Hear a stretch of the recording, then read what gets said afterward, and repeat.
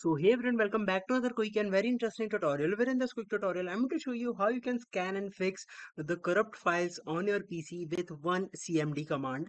Now, in order to do it, just simply run command prompt as administrator on your systems.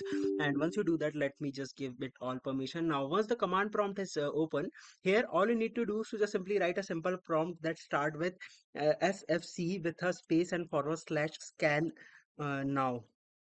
This process will take some time, scan all the system files and will tell you if any of the file has been corrupted.